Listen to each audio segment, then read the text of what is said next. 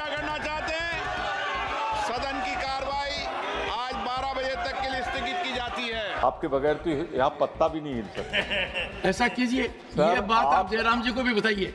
Sir, Priyanka Gandhi Vadra, जो लोकसभा की सदस्य निर्वाचित हुई हूँ, सत्यनिष्ठा से प्रतिज्ञा करती हूँ कि मैं विधि द्वारा स्थापित भारत के संविधान के प्रति सच्ची श्रद्धा और निष्ठा रखूंगी। लोकसभा में प्रियंका गांधी की शपथ से पहले क्या माहौल था? राज्यसभा में जब सभापति जगदीप धनखड़ पहुंचे तो जय श्री राम बनाम जय संविधान क्यों हुआ, और आज फिर से चंद मिनटों में लोकसभा और राज्यसभा क्यों स्थगित हो गई? स्थगन से पहले भयंकर हंगामे के बीच लोकसभा में केंद्रीय संसदीय कार्य मंत्री किरण रिजिजू ने किस बात के लिए विपक्ष की आलोचना की, और जितनी देर भी लोकसभा चली उतनी देर में ही वक्फ संशोधन विधेयक के लिए गठित जेपीसी को लेकर कौन सा अहम प्रस्ताव पारित हुआ? इन सभी सवालों के जवाब हम आपको आपके पसंदीदा शो में देने वाले हैं।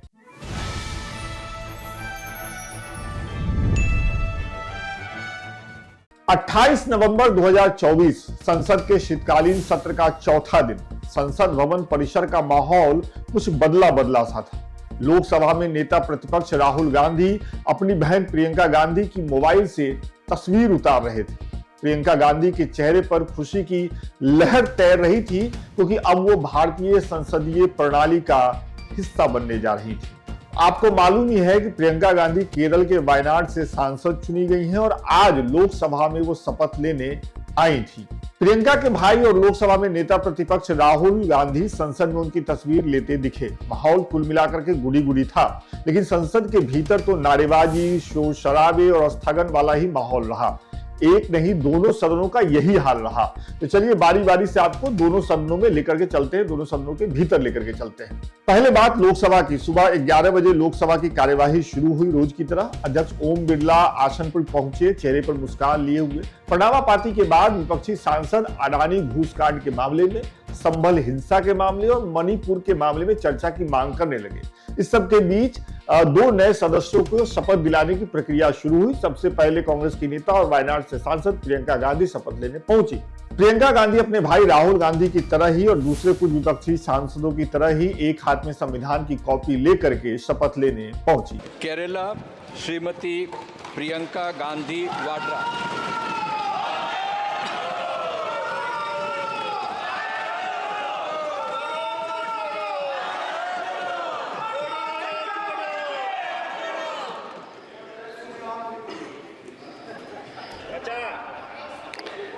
मैं प्रियंका गांधी वाड्रा, जो लोकसभा की सदस्य निर्वाचित हुई हूँ, सत्यनिष्ठा से प्रतिज्ञा करती हूँ कि मैं विधि द्वारा स्थापित भारत के संविधान के प्रति सच्ची श्रद्धा और निष्ठा रखूंगी।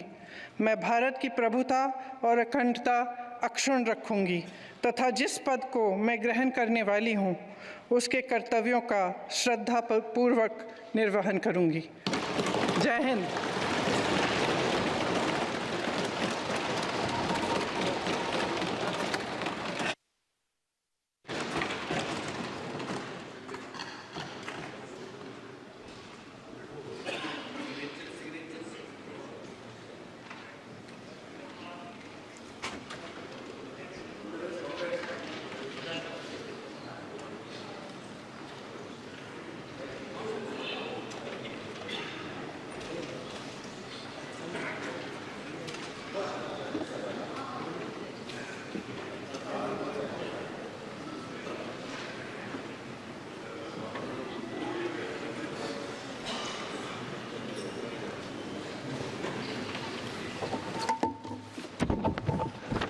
प्रियंका गांधी के बाद महाराष्ट्र के नांदेड़ से सांसद चुने गए चौहान रविंद्र वसंत राव ने पद और गोपनीयता की शपथ ली।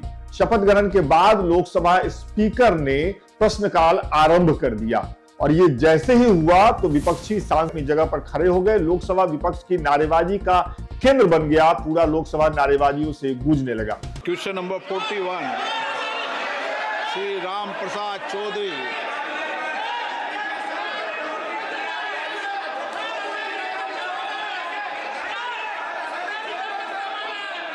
अभी अभी आपने लोकसभा स्पीकर ओम बिरला के चेहरे पर जो हंसी का मुस्कुराहट का भाव देखा है उसे नोट कर लीजिए, क्योंकि चंद मिनटों में उनके चेहरे का हाव भाव पूरी तरह से बदलने वाला है। प्रश्नकाल वैसे तो 1 घंटे का होता है, लेकिन आज केवल एक सवाल ही पूछा जा सका। इस सवाल के जवाब में केंद्रीय मंत्री नितिन गडकरी ने जो कुछ कहा उसे सुनने के लिए मुझे बहुत मेहनत करनी पड़ी, क्योंकि शोर की वजह से कुछ भी सुन पाना मुश्किल हो रहा था। आप खुद देख लीजिए।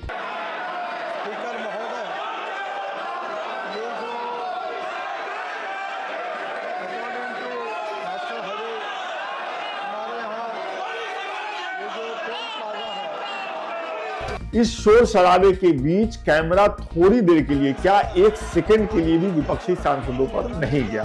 कैमरा पूरी तरीके से आसन पर बैठे लोकसभा स्पीकर पर ही फोकस रहा। लिहाजा हमें और आपको, हम दोनों को स्पीकर के चेहरे पर जो हाव भाव बदल रहे हैं उसी को देख करके ये अंदाजा लगाना पड़ेगा कि सामने क्या कुछ हो रहा है। यहाँ ये नोट करना बहुत जरूरी है कि अभी तक लोकसभा को बैठे हुए, मतलब लोकसभा में कामकाज होते हुए 4 मिनट ही हुए हैं। 5वें मिनट में स्पीकर ओम बिरला ने अलग अलग मुद्दों पर चर्चा की मांग कर रहे विपक्षी सांसदों को संबोधित करना शुरू कर दिया। आप खुद देखिए वो विपक्षी सांसदों से क्या कह रहे हैं। माननीय सदस्यगण, मैं आपसे आग्रह करता हूं, आप जिस मुद्दों पे चर्चा करना चाहते हैं उन सब मुद्दों पर चर्चा करने का पर्याप्त अवसर दिया जाएगा, लेकिन आप सदन को नियोजित तरीके से गतिरोध करना चाहते हैं। देश की जनता ने बड़ी आकांक्षाओं, अपेक्षाओं के साथ आपको सदन में भेजा है। आप उनके मुद्दे उठाएं, अपने क्षेत्र की समस्याओं को उठाएं, अभाव को उठाएं। मैं आपको पर्याप्त समय, पर्याप्त दिया है और दूंगा, लेकिन जिन मुद्दों को लेकर इस देश का कोई संबंध नहीं है उन पर चर्चा करने के लिए नियम, प्रक्रियाओं को अपनाया जाता है। मेरा आपसे आग्रह है कि आप अपने अपने सीट पर जाकर बैठें। आपको पर्याप्त समय, पर्याप्त अवसर देंगे, हर विषय पर देंगे, लेकिन ये गतिरोध का तरीका ठीक नहीं है। संविधान की 75 वर्ष के अंदर संविधान सभा में भी डिबेट हुई थी, असहमति, सहमति भी हुई थी, लेकिन मर्यादित आचरण रखा था। आपका ये मर्यादित आचरण नहीं है। आप अपनी अपनी सीट पर दें, मैं आपको पर्याप्त समय, पर्याप्त अवसर हर मुद्दे पे दूंगा। आप सदन चलाना चाहते हैं, चर्चा करना चाहते हैं, सदन की कार्रवाई आज 12 बजे। तो देखा आपने, लोकसभा में कामकाज 11 बजे शुरू हुआ और 11:07 पर लोकसभा अगले 1 घंटे के लिए स्थगित हो गई। मतलब दोपहर 12 बजे तक के लिए लोकसभा स्थगित हो गई थी। दोपहर 12 बजे लोकसभा की कार्यवाही एक बार फिर से शुरू हुई। चेयर पर सांसद कृष्णा प्रमोद तेनटी बैठे थे। चेयर पर बैठते ही उन्होंने बताया कि कई स्थगन प्रस्ताव मिले हैं, लेकिन लोकसभा के अध्यक्ष ने ऐसे सभी प्रस्तावों को खारिज कर दिया है। और चेयर से इस घोषणा के होते ही लोकसभा में विपक्षी सांसदों की नारेबाजी पहले से के मुकाबले और तेज हो गई। इसी नारेबाजी के बीच लोकसभा में कामकाज शुरू हुआ। अलग अलग मंत्रालयों के द्वारा पेपर लीड किए गए, पेपर रखे गए सब लोकसभा के पटल पर। वक्फ संशोधन विधेयक पर बनी जेपीसी के कार्यकाल को बढ़ाने का प्रस्ताव भी पेश हुआ और प्रस्ताव पास भी हो गया। इसका मतलब है कि अब बजट सत्र 2025 तक जेपीसी अपनी रिपोर्ट इस मामले पर लोकसभा स्पीकर को देगी। इसी शोर शराबे वाले माहौल के बीच केंद्रीय संसदीय मंत्री किरण रिजिजू खड़े हुए और उन्होंने लोकसभा की मौजूदा स्थिति के लिए विपक्ष को जिम्मेदार ठहराया। वो क्या कुछ बोले आप खुद सुन लीजिए। सारे विपक्ष के नेता और बिजनेस एडवाइजरी कमेटी के सारे मेंबर्स मिलकर के लोकसभा अध्यक्ष के साथ में हर बिल जो आने वाला है उसका समय भी तय किया था और सब मेंबर ने एग्रीमेंट करके हम लोगों ने फैसला किया हर एक बिल को उचित समय दे करके चर्चा करने का भी हम लोगों ने आग्रह किया और एक्सेप्ट भी किया। उसके बाद बाकी मुद्दे जो आने वाले हैं उसके लिए भी चर्चा का अलग अलग नियम बनाया हुआ है, सबने एग्री किया है। यहाँ बिना रूल के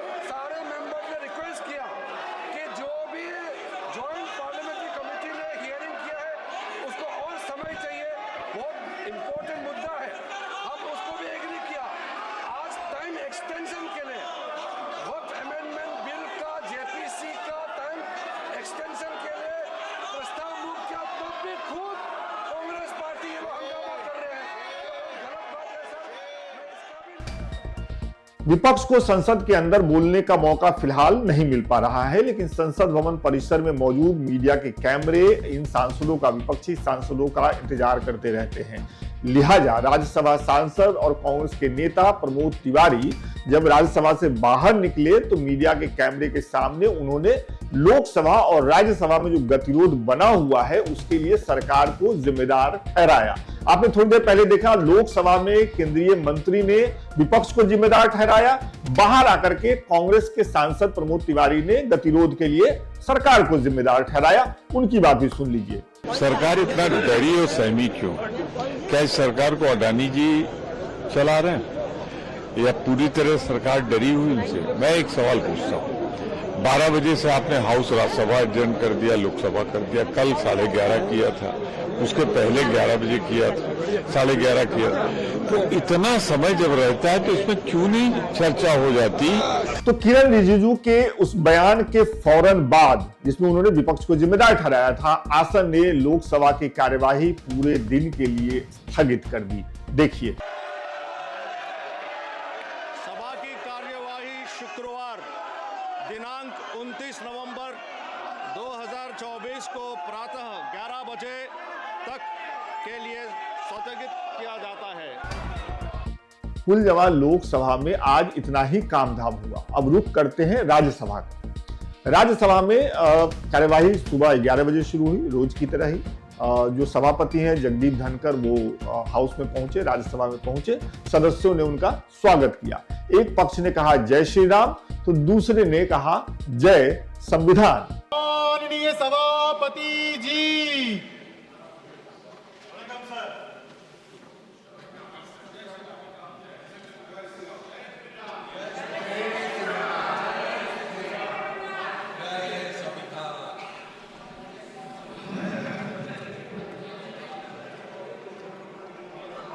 शुरुआती आवभगत के बाद आसन की तरफ से कुछ जरूरी घोषणाएं की गई, पेपर लीड किए गए। राज्यसभा के सेक्रेटरी जनरल ने लोकसभा का संदेश हाउस में पढ़ा। इसके बाद सभापति ने हाउस को बताया कि रूल 267 के तहत कुल 16 नोटिस मिले हैं और नाम बताने के बाद पीठ ने यह कहा कि सभी नोटिस जो है वो नियम के मुताबिक नहीं पाए गए, इसकी वजह से उनको खारिज किया जाता है। बस इसके बाद विपक्षी सांसदों की तरफ से नारेबाजी तेज हो गई।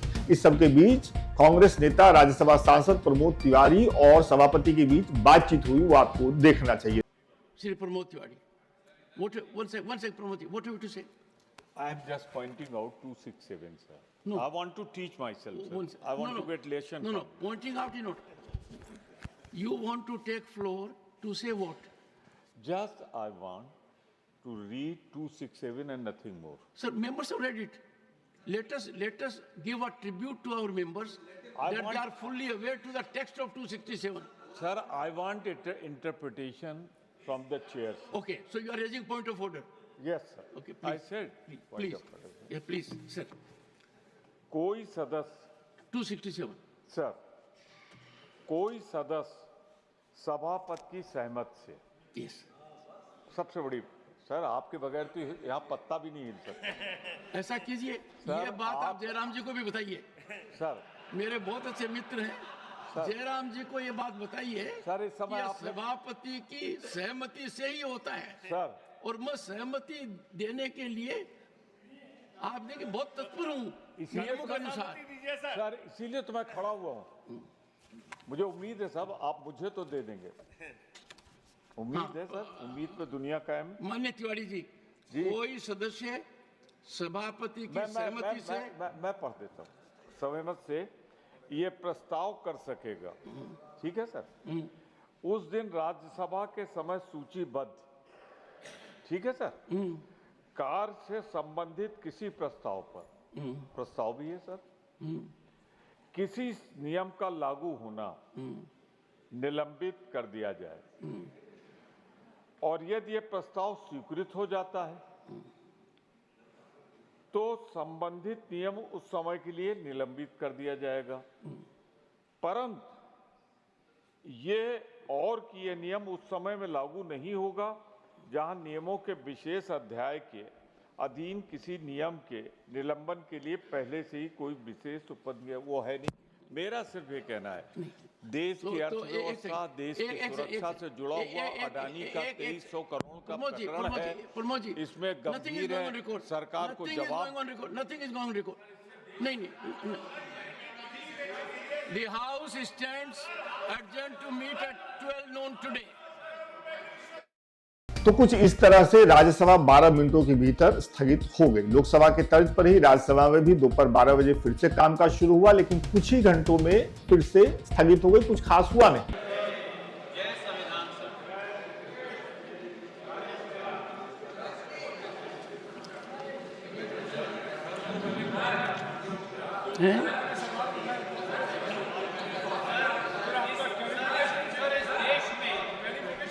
Would you please, may I have some say? May I have some say, Ram Gopal ji? Take your seat. Honorable members, please, nothing is going on record. Nothing is going on record. If you can't hear your chairman, nothing can go on record. Hear the chairman first. I have an appeal to make. Nothing is going on record except what I will say. No. Honorable members, take your seat. Nothing has been go record. Honorable members, yesterday marked a historic milestone, the beginning of the final quarter century before our constitution turns 100. This was a moment for our House of Elders, guided by the spirit of nationalism, to send a powerful message of hope to 1.4 billion people, reaffirming our commitment to their dreams and aspirations and our journey towards Viksit Bharat 2047. It is with deep concern, I must say, we missed the historic opportunity where there should have been productive dialogue, constructive engagement, echoing the collective aspirations of our people. We fell short of their expectations. Honorable members, this chamber is more than just a house of debate. Our national spirit has to echo from here. Parliamentary disruption is not remedy, it's a malady. It weakens our foundation. It slides Parliament into irrelevance. We must continue to have our relevance.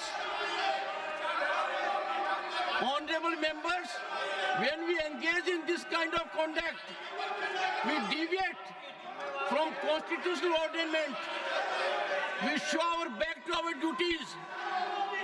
If Parliament strays from its constitutional duty to represent people's hopes and aspirations, it is our duty to nurture nationalism, further democracy. I urge you all to embrace the spirit of meaningful dialogue. Let us return to tradition of thoughtful discussion. Honorable members, I plead with you, I request you for cooperation. Allow me to take agenda of the day. Be assured you shall have opportunity to raise all issues. Parliament is a platform for productive discussion. Every time is no. Question hour is important. I have already taken a call. He was not present. No, Honorable LOP was not there. Please make him aware of my ruling. I have already declined having taken a view. I cannot allow this House to get into irrelevance. We should not dishonor the spirit of those who gave us this constitution. No. There is no reason for us not to proceed with the House. तो साहब कुछ इस तरह से राज्यसभा की कार्यवाही पूरे दिन के लिए आज स्थगित हो गई। अब आप मिनटों का हिसाब लगा लीजिए कि कितने मिनट लोकसभा में काम धाम हुआ और कितने राज्यसभा में हमारे सांसद कितनी देर तक बैठे। अब लोकसभा और राज्यसभा में जो आज हुआ और पिछले 2-3 दिन से जो होते आ रहा है उसको देख करके एक शेर मुझे बहुत याद आ रहा है, अभी आए, अभी बैठे, अभी तो दामन संभाला है और आपकी जाऊं जाऊं ने हमारा दम निकाला है। ये सब देख करके लोकसभा और राज्यसभा में जो हो रहा है वो देख करके देश की जनता का दम ही तो निकल रहा है, जो दिन के कई घंटे मेहनत करने के लिए मजबूर है। उसके पास यह आज़ादी नहीं है कि कुछ घंटे काम करके पूरे दिन की सैलरी बना ली जाए। इसके बाद भी हर कुछ दिन में कोई ना कोई बिजनेसमैन उठता है और किसी इंटरव्यू में ये सलाह दे देता है कि देश की जनता को काम के घंटे बढ़ा देने चाहिए। मैं उन सभी सफल बिजनेसमैन से एक सवाल करना चाहता हूं पूरे सम्मान के साथ, क्या आपके पास ऐसा कोई टिप्स है, ऐसी कोई जानकारी है, ऐसी कोई सलाह है जो आप हमारे देश के सांसदों को, इन सांसदों को दें ताकि वो कुछ घंटे तो लोकसभा में कामकाज कर लें और देश की संसद बिना बार रद्द हुए देश की जनता के मुद्दों को सुन सके, समझ सके और उस पर फैसला ले सके। तो आज के इस रिपोर्ट में लोकसभा और राज्यसभा पर केंद्रित हमारी इस रिपोर्ट में इतना ही। कल फिर से मुलाकात होगी। लोकसभा राज्यसभा में जितना कुछ हो, जितना भर हो, लेकिन हम तो पूरी रिपोर्ट आपके लिए लेकर के आते रहेंगे। और जो बिजनेसमैन लोग आम लोगों को सलाह देते हैं, पता नहीं वो नेताओं को, सांसदों को कब सलाह दे पाएंगे, लेकिन आप ये काम कर सकते हैं क्योंकि हमारा कमेंट बॉक्स खुला हुआ है। पूरी रिपोर्ट देखी आपने, आप लगातार देखते आ रहे हैं हमारे प्लेटफॉर्म पर। तो आपको क्या कहना है, आपको अपने सांसदों से क्या कहना है, उनके लिए कुछ टिप्स है, कुछ सलाह है तो हमारे कमेंट बॉक्स में दीजिए। कल जैसा मैंने कहा फिर से संसद रिपोर्ट के साथ मुलाकात होगी। तब तक आप अपना बहुत ख्याल रखिए। बहुत बहुत शुक्रिया।